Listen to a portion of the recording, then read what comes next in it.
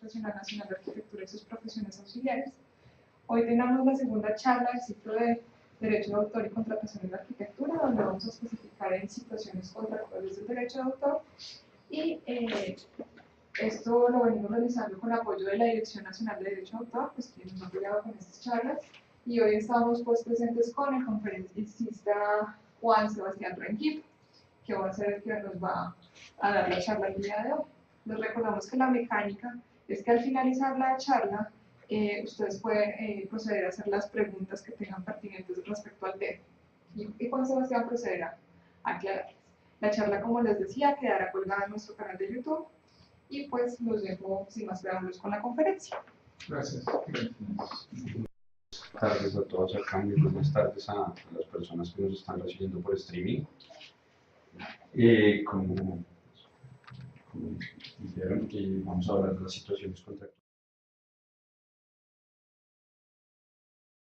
Antes, pues, digamos, como hacer una pequeña como recapitulación, si se quiere, de algunas cositas, ¿sí? Entonces, ¿cuál es el objeto de protección del derecho de autor? El artículo 4 de la decisión andina 351 dice que la protección reconocida por la presente decisión recae sobre todas las obras literarias, artísticas y científicas que puedan reproducirse o divulgarse de cualquier forma o medio conocido o por conocer, ¿sí? Que incluye, entre otras, las siguientes: las obras de arquitectura, las ilustraciones, mapas, croquis, planos, bosquejos, las obras plásticas relativas a la geografía, la topografía, la arquitectura o las ciencias, ¿sí? Entonces, según eso tenemos, pues, como lo explicó antes la doctora Alpurio, me imagino, que las obras arquitectónicas, los planos, los croquis, las maquetas, son obras susceptibles de protección por el derecho de autor, ¿sí? Ahora, las obras susceptibles de protección por el derecho de autor tienen dos tipos de derechos: los derechos morales y los derechos patrimoniales, ¿sí? Los derechos morales son personales e intransferibles, pero los derechos patrimoniales no. Los derechos patrimoniales se pueden transferir del autor, quien es el titular primigenio, el creador de la obra, y quien es el depositario de los derechos morales, ¿sí? Se pueden transferir o bien como empleado y contratista, en donde se presume la cesión de la obra a favor del empleador, ¿sí?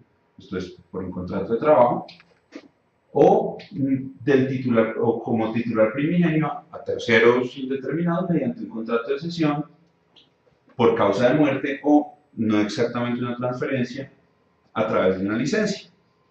¿Sí? Entonces, por causa de muerte se transfiere a medida de que se haga una sucesión, ¿sí? Digamos, eso tiene ciertas complejidades, pero podemos dejar que se transfiere por causa de muerte, ¿sí?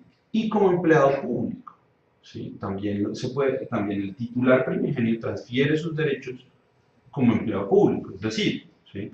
Por ejemplo, yo escribo un concepto en mi oficina, ¿sí? Yo soy un funcionario público, y a razón de mi nombramiento se presume la transferencia de mis derechos patrimoniales a la entidad en la que yo laboro, que es la Dirección Nacional de Derecho de Autor. Ahora, como les hablé, hay unas presunciones, ¿sí? Entonces, una persona que está prestando un contrato de servicios o un contrato de trabajo se presume, salvo pacto en contrario, ¿sí?, que transfiere sus derechos a su empleador o al encargante de la obra. Y quiero hacer la precisión de que cuando me refiero a contrato de obra me estoy refiriendo a un contrato de prestación de servicios, no digamos un contrato de una obra o una construcción.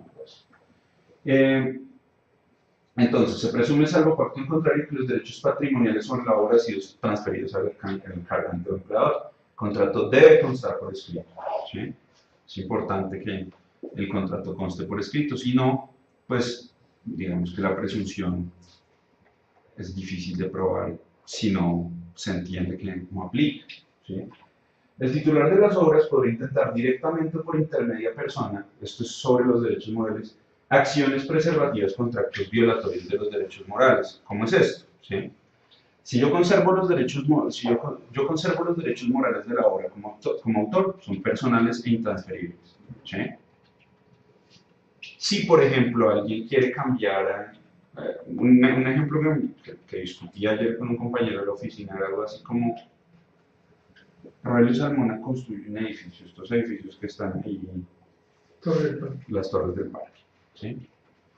Alguien compra el edificio, ¿sí? Alguien le encarga a Salmona construir el edificio y ese alguien lo pinta de verde, ¿sí? O sea, como el estilo de Salmona y todo eso implica que sea con ladrillo expuesto, con un montón de cosas que por supuesto ustedes sabrán mejor que yo, ¿sí? Y resulta que alguien lo quiere pintar de verde, o de rosado, o de alguna cosa así. Salmona podría considerar que se le están, bueno, Salmona está muerto, pero los herederos de Salmona, que pueden proteger los derechos morales de él, a medida que son herederos, pese a que no son transferibles en estricto sentido, pero que los pueden proteger los herederos, podrían ir proteger o sea, los derechos morales del arquitecto. ¿Sí? Puede haber una discusión ahí al respecto, pero yo me inclinaría a pensar que sí. ¿Sí? Entonces eso es una cosa, o sea, pese a que haya la transferencia, ¿sí? Pese a que haya las transferencias que están acá anunciadas y las reglas que están acá sobre las presunciones, los derechos morales se mantienen en cabeza pues, del autor, y muerto el autor, los herederos tienen un deber, pues, un deber de conservación de esos derechos, de protección de esos derechos, y de la memoria del difunto. ¿Qué más les cuento acerca de las presunciones? Si se presume que los derechos de autor sobre las obras creadas por empleados o funcionarios públicos, como les dije, en cumplimiento de las obligaciones constitucionales y legales de su cargo, serán propiedad de la entidad pública correspondiente. Entonces, yo escribo un libro de cuentos en mi casa, o yo diseño, en el caso pues de ustedes diseñan una casa de recreo. ¿Sí? Compran un terrenito, una finquita, y pueden diseñarla de todo, pero ustedes están trabajando para el Estado. ¿Sí? Entonces, los derechos serían de la entidad a la cual ustedes le están prestando el servicio público, ¿no? ¿Sí? En la medida que no está en cumplimiento de sus funciones constitucionales y legales. ¿Sí? Pero si ustedes construyen, pues, no sé, el edificio de la Procuraduría, algo así, en ejercicio de sus funciones, ¿sí? Pues en ese caso sí se presume la cesión de derecho, ¿sí? Pero digamos que ustedes son profesores de una universidad pública, ¿sí? Las lecciones o conferencias de los profesores no están cobijadas por esa presunción, ¿sí? Entonces, que yo esté dando mi clase, que yo esté, digamos, expresando las cosas que estoy expresando, pues no presume la cesión de lo que yo estoy diciendo a medida que yo soy funcionario público, toda vez que la ley establece una excepción a esa presunción, que es las lecciones o conferencias de los profesores. ¿Sí? Como les dije, los derechos morales son ejercidos por los autores. Ahora bien, en cuanto a su ejercicio, no sea incompatible con los derechos y obligaciones de las entidades públicas. ¿Sí? Por ejemplo, yo tengo el derecho al inédito en textos escritos. ¿Sí? Yo tengo el derecho al retracto. ¿Sí? O sea, yo puedo recoger mis obras escritas si, digamos, estoy insatisfecho con ellas. ¿Sí? Probablemente sería incompatible con los derechos de la entidad. Si la entidad quiere sacar, no sé, un libro en materia de contratos, y yo después digo, ¿sabe que yo no estoy muy satisfecho con eso? Y pido el retracto, pues de pronto, no, con las obras arquitectónicas, por supuesto, hablar de derecho al retracto es bastante complicado conceptualmente, si no imposible, pero digamos que ustedes podrán ver en algunos casos ciertos ejemplos que les puedan ser de mayor utilidad, ¿sí? Por ejemplo, el derecho a la no mutilación de las obras, el derecho a conservar la integridad, ¿sí? De pronto yo necesito conservar la integridad de mi obra, pero resulta que el gobierno tiene que, pues, o la entidad pública de la que yo pertenezco, tiene que destruirla por alguna razón. Entonces ahí podría haber una controversia que sería, pues digamos, un poquito más aplicable y que tendría un poquito más que ver con eso. Ahora bien, bueno, ya dicho todo esto, ¿sí? Vamos al tema de los contratos, ¿sí? Que es pues, la razón por la cual estamos aquí. La definición de contrato, hay dos definiciones de contrato, una en el Código de Comercio y otra en el Código Civil que me gustaría leerles. ¿Sí?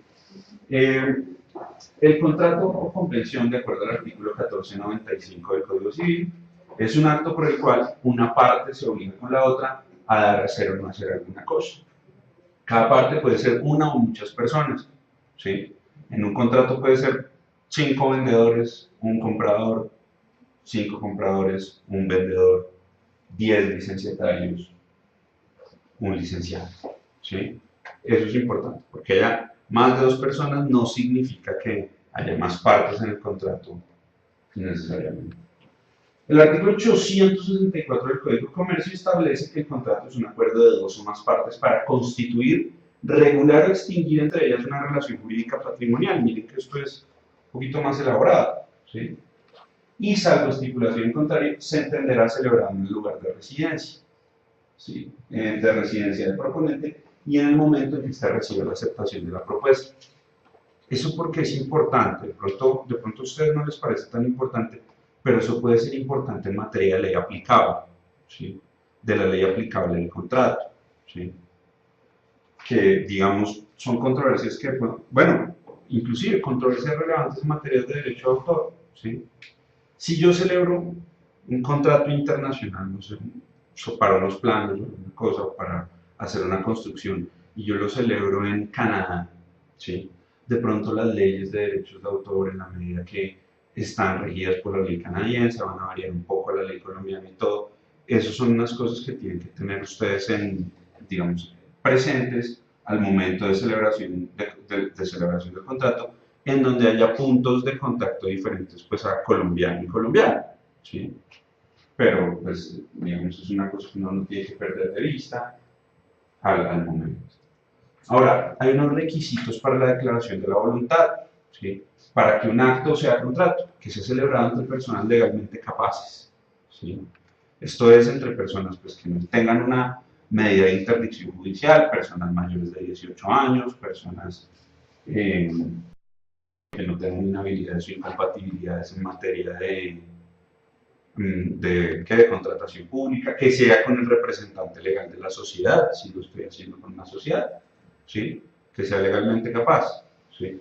Si yo celebro el contrato con el, no sé, o sea, el mensajero de la sociedad, para poner un ejemplo un poquito absurdo, pues el contrato no va a ser celebrado con la sociedad en sí misma, sino celebrado con una persona, pues que, digamos, bajo ciertas condiciones no puede expresar esa capacidad legal.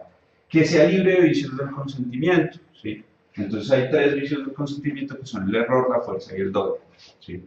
Entonces, si yo pienso que si yo pienso que contraté con Norman Foster y resulta que contraté con Juan Pérez, y yo estoy contratando a medida que estoy contratando con Norman Foster, ¿sí?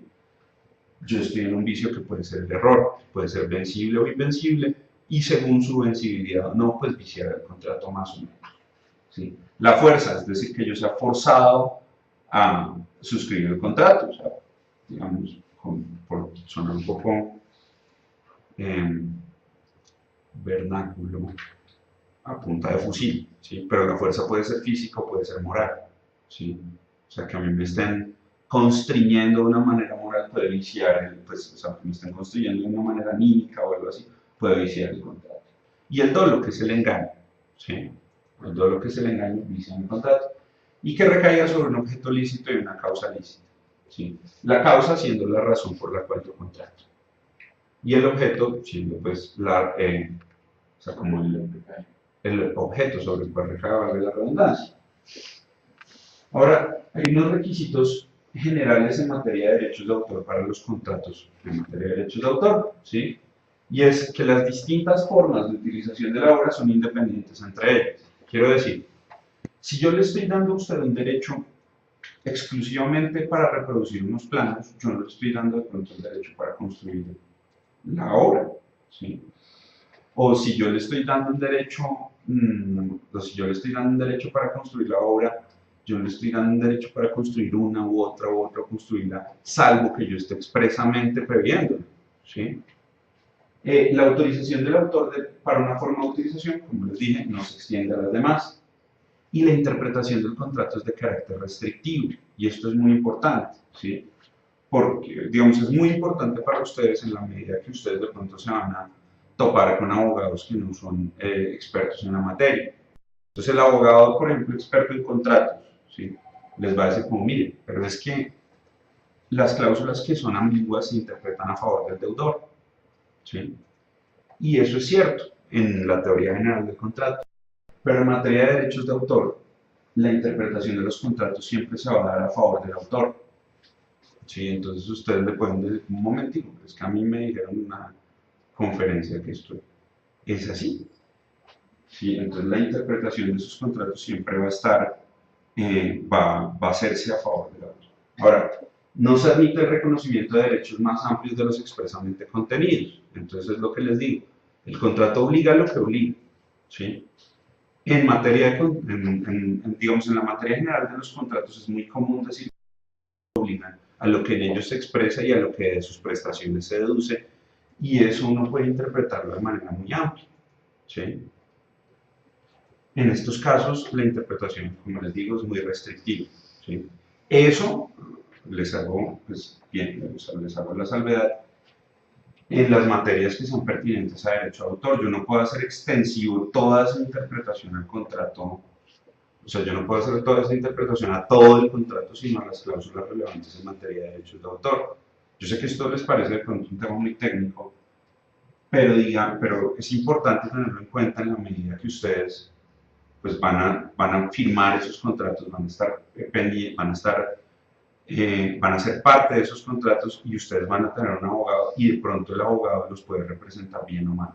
Entonces es bueno que ustedes sepan lo que están, o sea, lo que están firmando los alcances reales de lo que están firmando. Digamos, suena de pronto un poquito raro, pero es cierto. ¿Sí?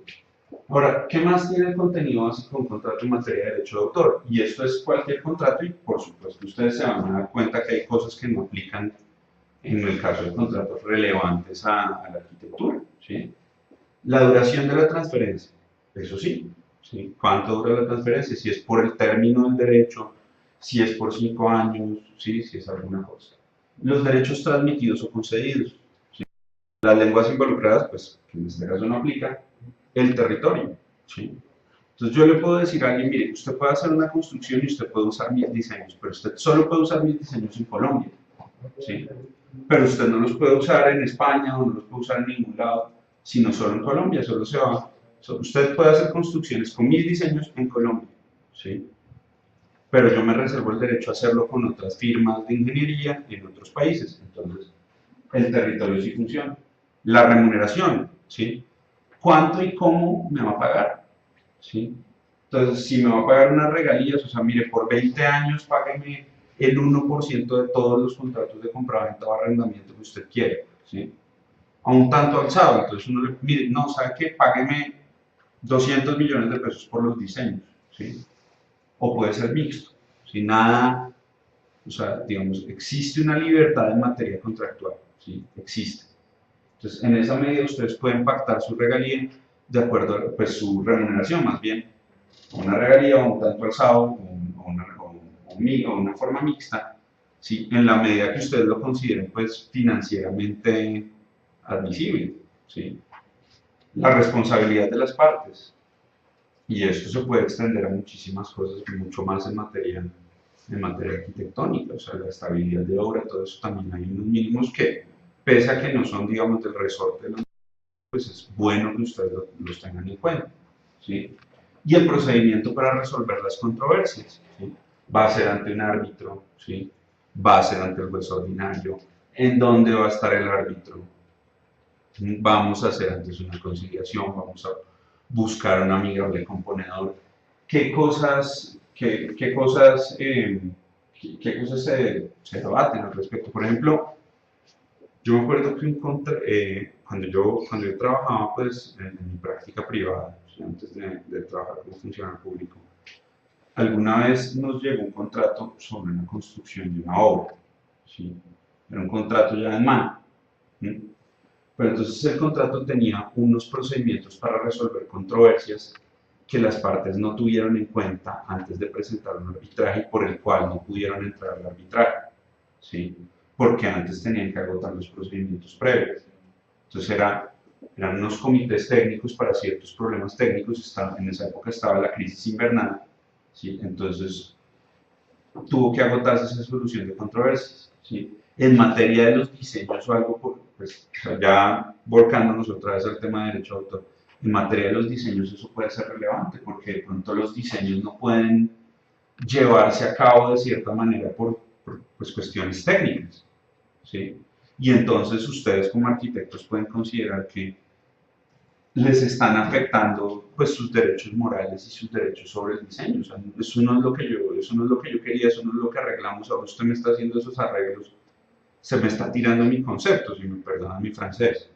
Sí, entonces de pronto es bueno tener esos procedimientos para resolver, listo, busquemos un tercero, miramos, hacemos los arreglos de todo para que usted no sienta vulnerado su derecho. Entonces, eso es una cosa buena que ustedes pueden tener, o sea, que deben tener de presente. Entonces, hay unos tipos de contratos, ya volviendo otra vez a la teoría general del contrato, hay unos tipos de contratos. Entonces, están los contratos típicos, ¿sí? Aquellos contratos que se encuentran contemplados en la ley, la compraventa, el arrendamiento, el contrato de licencia, el contrato de cesión, están ahí en la ley, ¿sí? Hay unos contratos atípicos, que son aquellos contratos que no están contemplados en la ley, pero que o sea, la gente conoce, ¿sí? O no conoce, bueno, pero son contratos que no están contemplados en la ley. Hay unos contratos nominados, que son aquellos que o están contemplados en la ley o no lo están, ¿sí? Pero que la gente, la doctrina o la costumbre o alguna cosa los prevé, ¿sí? Entonces seguramente ustedes tendrán algunos contratos así en su labor, no sé, con el maestro de obra, alguna cosa así, algunos contratos que ustedes pues no ven claros en la ley, pero todo el mundo sabe que están ahí, ¿sí? Eso es un contrato atípico, eso es un contrato nominado, pero atípico, ¿sí? Y está la compraventa, por otro lado, que es un contrato típico y nominado, ¿sí? Pero hay contratos que son atípicos y que son innominados, ¿sí? Esto es, pues el límite es la imaginación, o sea, cualquier contrato que yo me pueda inventar, ¿sí? Entonces yo tengo que contratar con una persona, ciertas cosas no están en la ley, yo construyo el contrato, ¿sí? ¿Y qué es la importancia de esto? ¿Sí? La importancia de que, o sea, tener en cuenta que uno está frente a un contrato innominado es que de pronto ustedes van a tener que interpretar el contrato con otras leyes, o pues su abogado va a tener que hacerlo, ¿sí?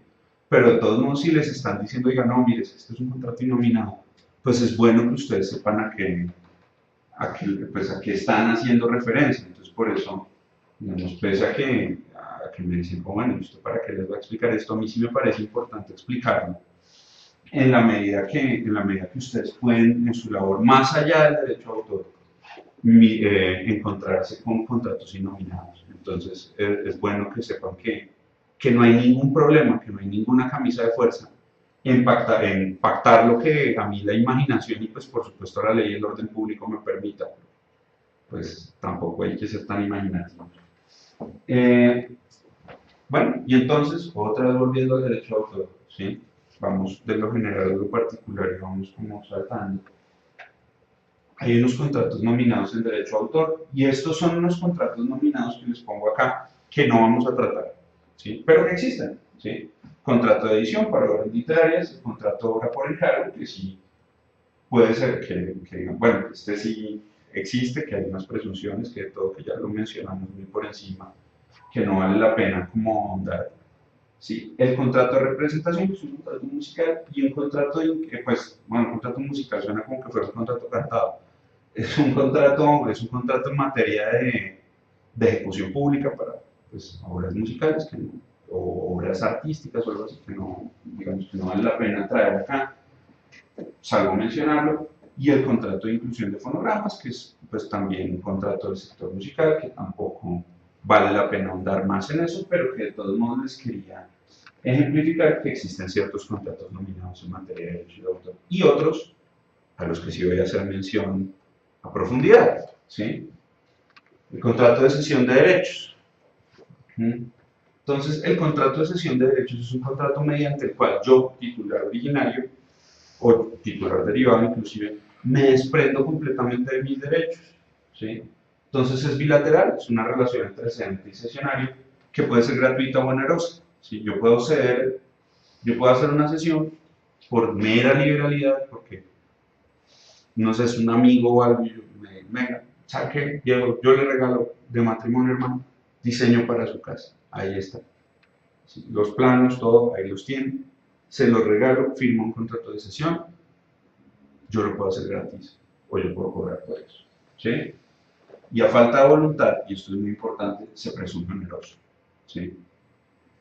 La sesión puede ser total o parcial. ¿Total o parcial en qué medida? Sí, puede ser total o parcial. Puede ser, o sea, total en la medida que yo cedo todos mis derechos patrimoniales, ¿sí? O parcial en la medida que yo cedo un solo derecho, ¿sí? Y le doy todo ese derecho a esa persona de manera ilimitada, ¿sí? Es consensual, ¿sí? No necesita, por ejemplo, para la compra de inmuebles, ¿sí? Yo necesito que ese contrato sea elevado a escritura pública y registrado en la Oficina de Instrumentos Públicos, ¿sí? En este caso no, puedo hacer el contrato en un papel, puedo ir y llevar, ¿sí? Y ya, es un contrato, ¿sí? Pero, y esto es muy importante, debe contar con registro en la Dirección Nacional de Derecho de Autor para publicidad y efectos ante terceros, ¿sí? Entonces la ley establece que si bien el contrato es consensual, tiene que contar con un registro en la medida que sea público, es decir, que todo el mundo lo conozca, y en la medida que tenga efectos para terceros. Y esto es...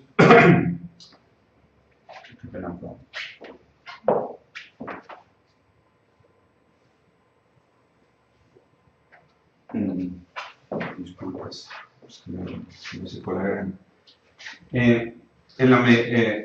Sí que efectos ante terceros, sí. Entonces, en la medida que, por ejemplo, yo le voy a hacer algo a alguien y ese alguien lo va a recibir, esa persona que va a recibir ese derecho, digamos, sobre unos diseños arquitectónicos, en la medida que ese alguien va a recibir ese derecho, a ese alguien le interesa, ¿sí? Que yo no pueda cedérselo nuevamente a terceros, ¿sí?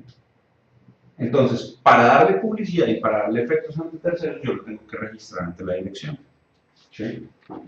En ciertos contratos, como les dije al principio, se presume la cesión de derechos. Esto es los contratos laborales y los contratos de prestación de servicios. En materia de función pública, pues uno no habla exactamente de un contrato, sino de un nombramiento. Entonces, pues, digamos que en ese sentido, pues, estoy solo hablando de contratos laborales y de prestación de servicios, pero también tengan en cuenta que se presume la cesión en materia de la función de los funcionarios públicos. Y entonces vamos al contrato de autorización o licencia. ¿Sí? ¿Qué es el contrato de autorización o licencia? ¿Sí? El contrato de autorización o licencia es aquel a través del cual el autor titular derivado de los derechos, ¿sí?, de una obra, conocido como licenciado, se autoriza sin desprenderse de sus derechos la utilización de su creación, ¿sí? Entonces, ustedes tienen un diseño muy exitoso, ¿sí? Y ustedes lo que es, mire, ¿sabe qué? Yo le autorizo a usted usar por tantos años, por tantas cosas, bajo ciertas condiciones, pero yo sigo teniendo el control sobre el diseño, ¿sí? Entonces, yo le estoy dando licencias como, no sé, Coca-Cola le da FEMSA una licencia de una marca, es un tema, digamos, completamente aparte de algo así, o como Gabriel García Márquez licencia de las editoriales ciertas obras, ¿sí? O sea, ustedes también, en principio, podrían licenciar sus creaciones, ¿sí? Dar una autorización para el uso por determinado tiempo. ¿Mm? Es diferente a la cesión en la medida que esta última se implica un desprendimiento del derecho, ¿sí? Es como yo les decía, la licencia tiene una vocación, digamos, temporal y una vocación de que yo simplemente lo estoy autorizando para usarlo. Y yo le puedo decir, mire, yo lo autorizo para usarlo toda la duración del derecho, lo licencio, pero el diseño sigue siendo mío. Entonces, es una licencia que puede ser exclusiva o no exclusiva. ¿Mm? Ahora, tiene unas características generales. Es bilateral, puede ser a título gratuito o oneroso y debe determinarse en ella lo siguiente, ¿sí? La obra sobre la cual recae el contrato, ¿sí? Las partes contratantes, el costo de la licencia, el ámbito territorial, y eso, lo que les digo, o sea, puede ser, por ejemplo, solo para Colombia. Si yo licencio la construcción de unas viviendas de interés social con determinado diseño solo para Colombia, pero si yo quiero construirlas en España, si un tercero quiere hacerlo en España, yo puedo autorizar a ese tercero, ¿sí? En la medida, por supuesto, que los términos de la licencia están así. El término de la duración, ¿sí? Los usos autorizados. Entonces yo le digo, usted puede por 20 años usted puede construir tantas viviendas como usted quiera con ese diseño. pero el año 21 usted ya no va a poder usarlo. ¿Qué podría ser eso? Los usos autorizados, ¿sí? Y las demás condiciones de tiempo, modo y lugar para las cuales se confiere la respectiva licencia. Eso es todo en materia de contratos de derechos de autor pues en el sector de la arquitectura. Digamos que es eso lo que está, pero como les digo, pues ustedes tienen la libertad de pactar otras cosas, ¿sí? Y de modificar estos contratos, este contrato de licencia, digamos, en la medida que se permita, que se les dé el orden, que el orden público, que el orden público y las normas así lo autoricen. Y los contratos de cesión, y ustedes lo pueden combinar con otras formas, ¿sí? Lo pueden combinar con otras formas de contratación, pueden licenciar unas cosas, ceder otras. En el contrato pueden decir, listo, mire, yo le pago una regalía, o sea, págueme una suma fija, pero entonces yo también me tengo que comprometer a hacer la construcción, los diseños, alguna cosa. También es muy importante tener en cuenta que a veces las obras van a tener acabados, frisos, alguna cosa así que puede que no hagan parte del diseño, ¿sí? O sea, por ejemplo, yo hace poco estaba mirando Tiffany's, o sea, la Torre Trump en Nueva York se construyó como al lado de Tiffany's, ¿sí? Y el Tiffany's tenía unos frisos, ¿sí? O sea, como unos apliques en las paredes, ¿sí? Y resulta que esos apliques eran de interés público, ¿sí? Entonces, Trump le compró los derechos sobre el lote y los derechos de cielo, o sea, para construir, para hacer construcciones más altas, al dueño de Tiffany's, ¿sí? Bueno, eso también es, digamos, en ciertas legislaciones es un tema que se puede mirar en los contratos, ¿sí? Y los diseños estos serán de interés arquitectónico. Entonces ustedes también tienen que mirar que hay unas normas de protección del patrimonio arquitectónico, ¿sí?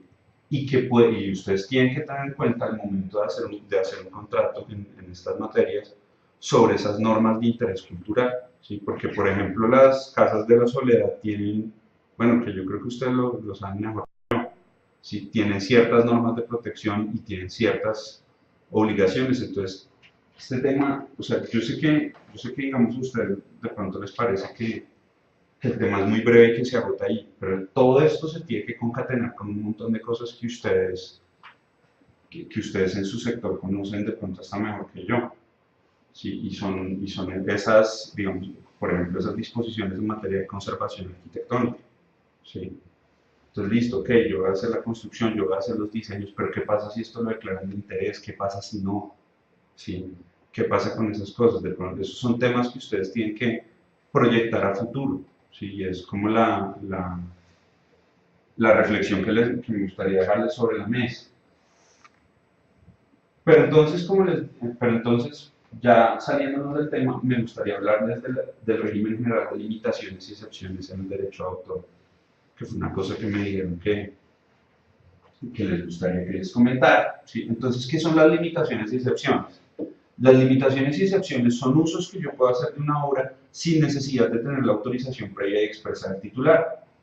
Entonces hay algo que denominamos nosotros la regla de los tres pasos, que busca equilibrar las necesidades generales de la sociedad y los intereses legítimos de los autores, ¿sí? Entonces la regla de los tres pasos dice como, mire, o sea, que el uso esté contemplado en la ley, ¿sí? Que el uso no afecte que el uso que yo vaya a hacer no afecte la explotación normal de la obra, ¿sí? Y que el uso no perturbe los intereses legítimos del titular, ¿sí? Entonces, en materia de arquitectónica, en materia de diseños arquitectónicos, ¿cuáles son esas limitaciones y excepciones? ¿Sí? Entonces, están previstas en el artículo 22 de la decisión andina 351. Entonces dice, será lícito, como les dije, realizar sin autorización del autor y sin el pago de remuneración alguna los siguientes actos: la reproducción o emisión por radiodifusión o transmisión pública por cable de la imagen de una obra arquitectónica, de una obra de bellas artes, de una obra fotográfica o de una obra de artes aplicadas que se encuentre citada en forma permanente en un lugar abierto al público. Entonces ustedes pueden tener su diseño, ¿sí?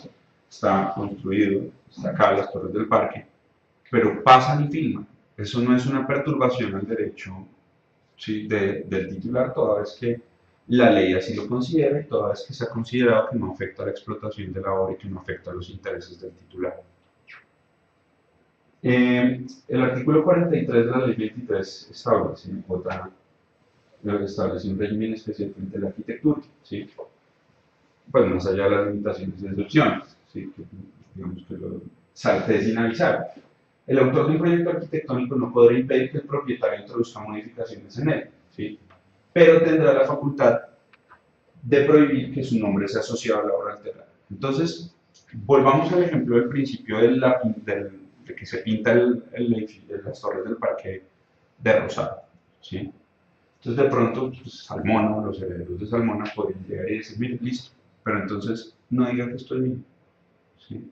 O sea, usted, pues, digamos, me ha perturbado el derecho sobre la obra, yo no quiero que tenga alguna vinculación. Esto en la medida que a veces la gente le hace arreglos a los proyectos que de pronto no le llaman mucho la atención, ¿sí?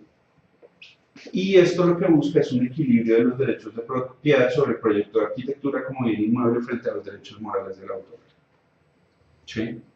Entonces, eso es básicamente lo que les venía a comentar. Sí, y ahora pues, digamos, recibo preguntas, ¿sí? Cualquier pregunta o interrogante que tengan. Tengo varias preguntas. Cuéntenme.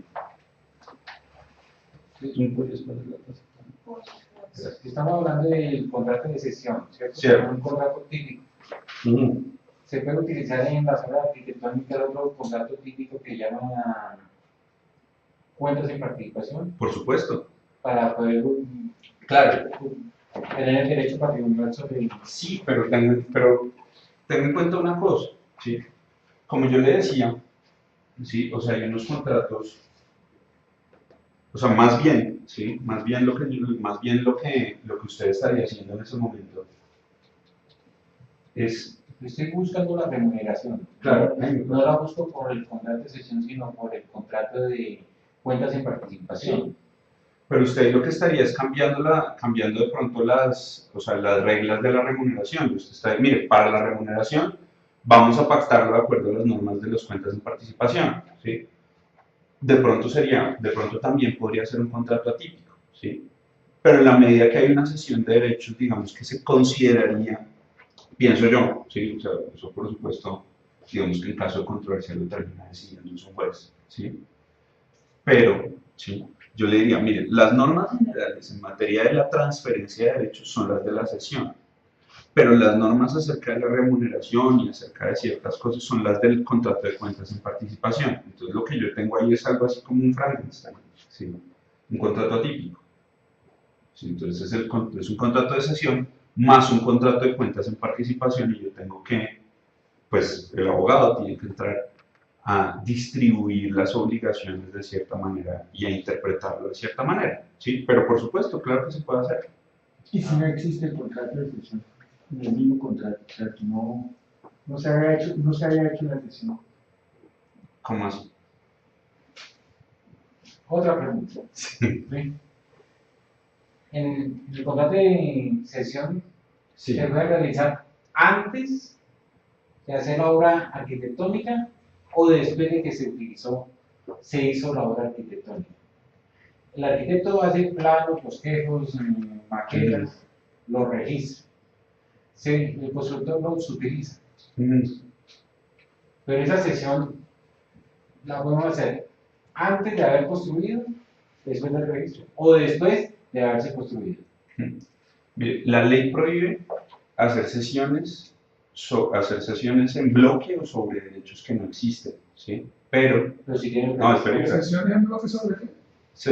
O sea, digamos, yo no puedo ceder todas mis obras a futuro, o yo no puedo ceder una obra a futuro indeterminada, pero, y ahí es donde está el pero, yo sí puedo ceder algo que se espera que exista, ¿sí? Entonces yo le puedo, mire, vamos a construir una obra, ¿sí? Con unos diseños míos, ¿sí?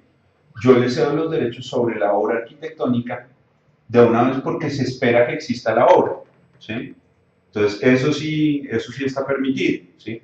Lo que yo no puedo hacer es, por ejemplo, contratar a alguien y decirle, oiga, usted me va a hacer todos los diseños que usted haga en su vida, Ah, ¿sí? Eso sí no lo puedo hacer, pero yo sí puedo hacer cosas yo sí puedo obligarme por cosas que existen o se espera que existan, entonces yo puedo hacerlo al final o al principio.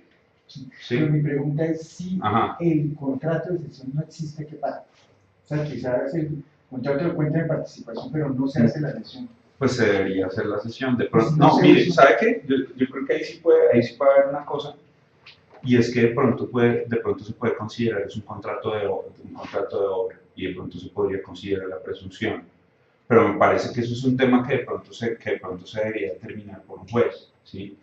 Lo más recomendable sería sentarse y hacer la sesión, ¿sí? Si usted no tiene claro que existe una sesión y que solo existe un contrato de cuentas en participación, lo más recomendable sería decir, mire, ¿sabe qué? Sentémonos y hagamos la sesión, ¿sí?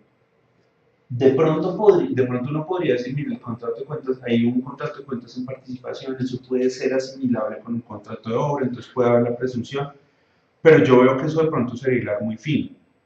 ¿Sí? Entonces realmente lo que yo recomendaría es una propuesta, una aproximación un poquito más amigable. Difícil porque hay un conflicto.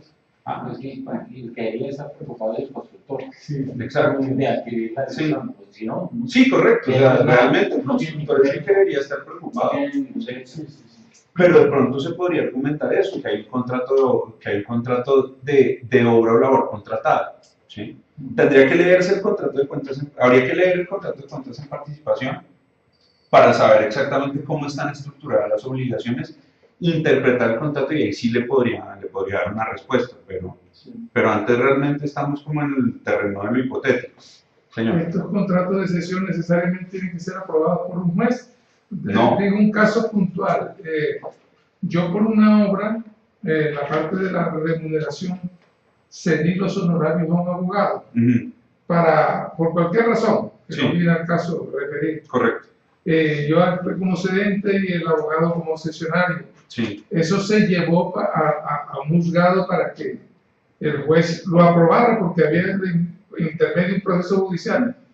El juez negó la cesión, que eso no se podía hacer, y nosotros quedamos, pero ¿cómo así? Si es la voluntad de las partes. En algún lado parece que existe alguna figura, pues para nosotros, yo que soy arquitecto, obviamente no lo entendí nunca. El juez dijo que lo que ceder la remuneración no se podía, y la desaprobó. En efecto, tocó desistir del asunto. Ahora que le oigo a usted nuevamente, creo que de pronto el juez se excedió, no sé qué pasó. Igualmente yo podría haber seguido, a ver, ¿qué más cede uno en arquitectura? La obra, pues sí, la remuneración fue lo que yo cedí, pues. Sí. No el diseño, sino la remuneración Claro. por ese diseño. Es que digamos, hay varios temas, Sí. hay varios temas. ¿Sí? Comencemos por el principio. ¿Sí?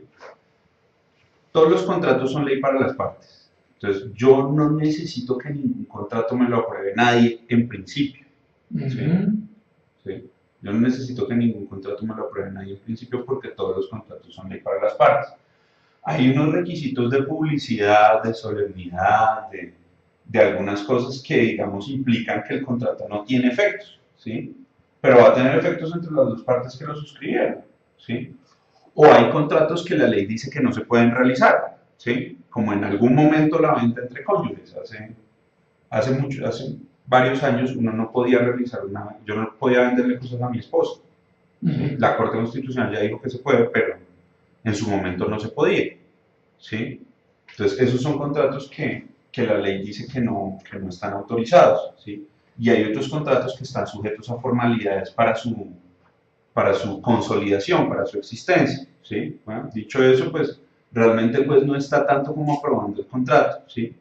Sin embargo, de pronto ahí en ese caso lo que hay es una cesión de derechos, puede ser una cesión de derechos litigiosos o puede ser una cesión de una obligación, ¿sí? Entonces, lo que pasa es que en ese caso puntual, que no es el caso acá, ¿sí? Usted tiene que avisarle a la persona que va a ceder. Entonces, si yo hago un contrato con usted, ¿sí? Entonces yo le digo, usted me va a pagar a mí y yo se lo cedo a él, ¿sí? Pues yo le tengo que decir, oiga, usted ya no me va a pagar a mí, usted le va a pagar a él, Si yo no le digo a él, pues Para sí, que no se dé pronto exacto, lo que- y usted me paga a mí, pues, pues sí, o sea, no tiene efectos hacia usted esa sesión. Entonces, eso de pronto fue lo que pasó con su caso. Pero es un tema distinto, o sea, es como, mejor dicho, naranjas y limones, o sea, son parecidas, pero una cosa es una cosa y otra es otra. Uno de los principios de la sesión es de que se notifique la sesión al obligado. Correcto, salvo ciertas sesiones en el Código de Comercio que digamos, o sea, sesiones de derechos de Tiene que materia intervenir financiera. un tercero en la... Pero por regla en el general acuerdo no que tiene, con la uno tiene parte. que notificar a eso. Esto es un contrato que se denomina sesión, pero es entre dos partes y no hay un tercero cedido. ¿Sí? O sea, hay cedente sesionario, pero no hay un cedido. ¿Sí? En el contrato que usted me dice, sí hay un cedido. Son dos cosas distintas. Se llaman sesión también, pero son dos cosas, sí, distintas. Pero cuando se habla de contrato de cesión y hablan de que hay que registrarlo en la Dirección Correcto. Nacional de Derechos de Autor, ¿es el documento como tal o es la obra? El documento. Ah, el documento. Claro, sí. El resto no, o sea, No, tiene nosotros validez, tenemos un registro de obras, ¿sí? Y un registro de actos y contratos, ¿sí? Yo al registro de obras voy y registro mi diseño arquitectónico. Al registro de actos y contratos voy y registro la sesión. A veces yo pongo la transferencia y entonces se ha entendido que digamos que se registra el acto contrato, pero yo realmente debo registrar el acto contrato, ¿sí? Otra preguntita, si yo llevo el contrato a la Dirección Nacional de Derechos de Autor, de cuentas de participación, que es el modo en el que se está de una forma cediendo los derechos de utilización de la obra, la dirección revisaría ese contrato para hacer publicidad de terceros y ser oponible, o solamente el contrato de sesión. Digamos que ahí me pone un poquito complicado con la respuesta porque eso lo tendría que analizar el funcionario de registro, en la medida que tendría que mirar que el contrato sí constituye una sesión, ¿sí? O sea, si el contrato sí es una sesión o no. Si yo le vaya ya el contrato y yo no le puedo decir eso porque eso lo toma otro funcionario, yo estaría irrespetando, pues, digamos, las competencias de esa persona.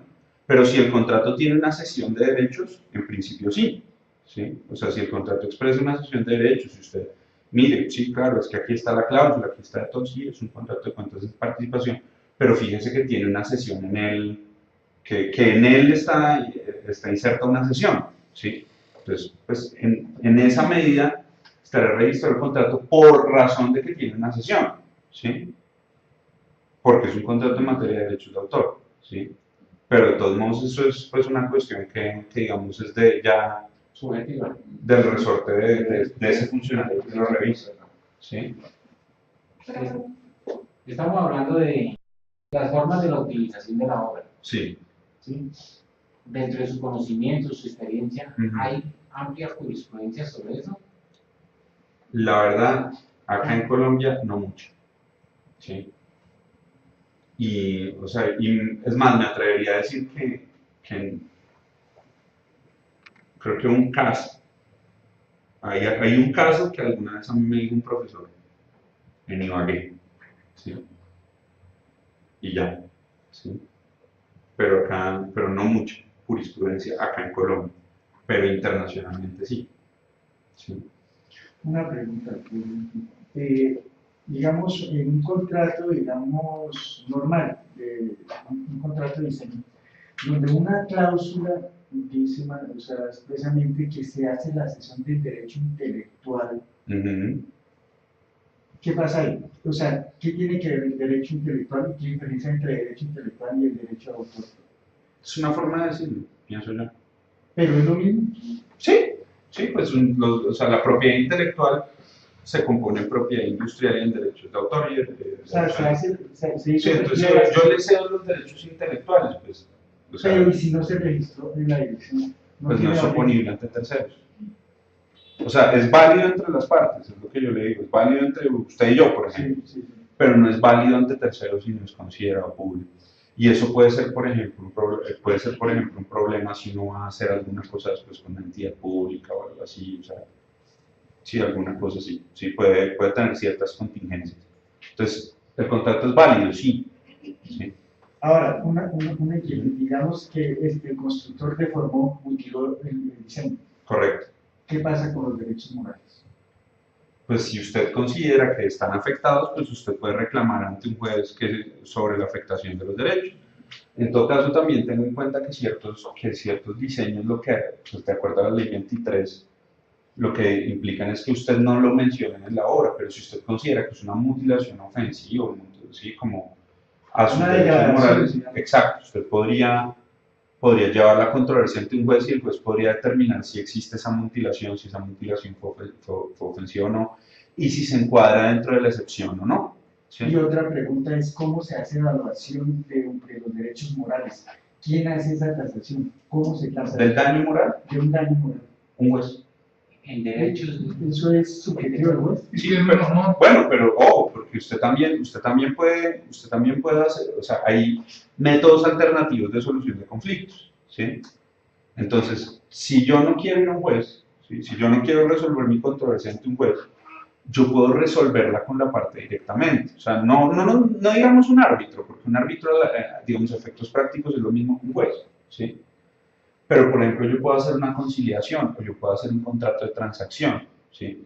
En ese caso, entonces, yo tendría que evaluar mis derechos morales. Entonces, yo le digo al señor conmigo, ¿sabe qué? Usted hizo este daño, ¿sí? Yo pienso que eso me cuesta, a mí eso me duele 50 millones de pesos.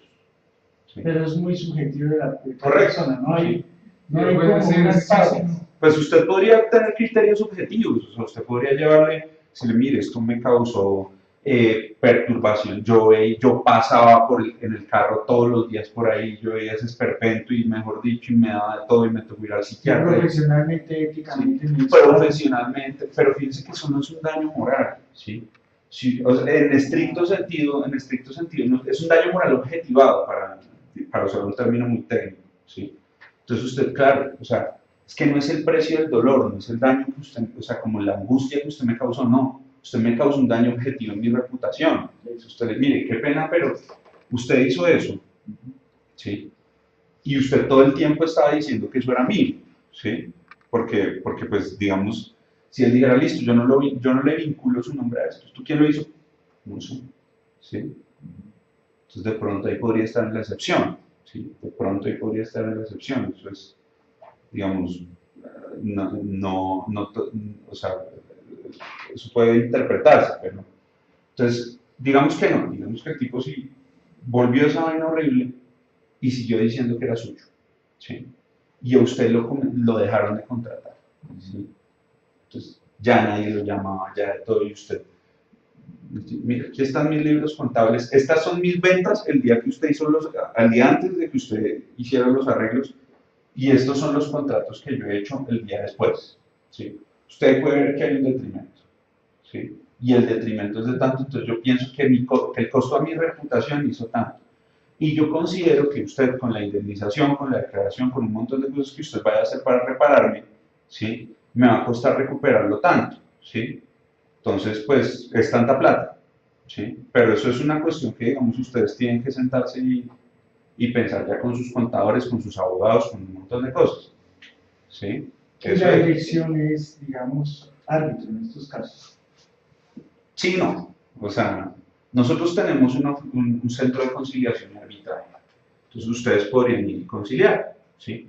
O pedir un arbitramiento pues, con nuestra lista de árbitros, ¿sí? Nosotros también tenemos una oficina de asuntos jurisdiccionales.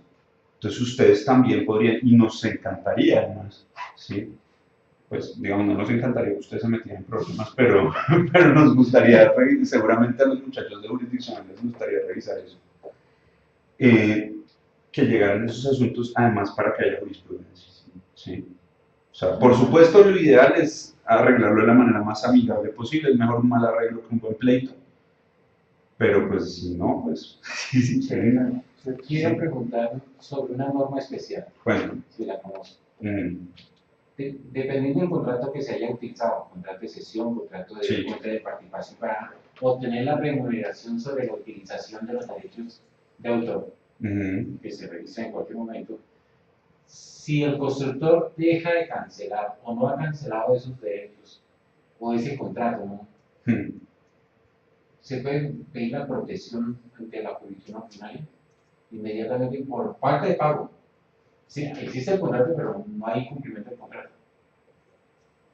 Pero es que si no le está pagando, no hay incumplimiento. Es que el incumplimiento es el pago. O sea, Se puede solicitar claro, sí, o sea, pues, mejor la dicho, norma. Yo quiero saber cuál es la norma de la ley 23 de decisión andina, donde por falta de pago de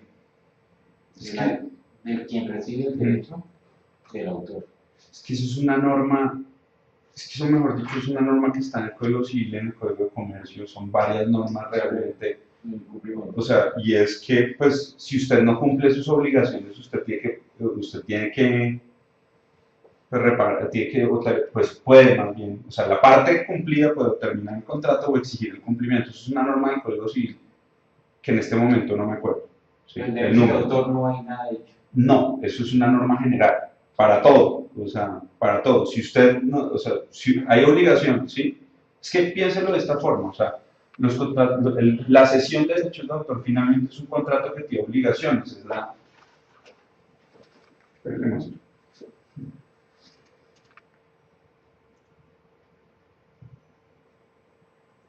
Bien.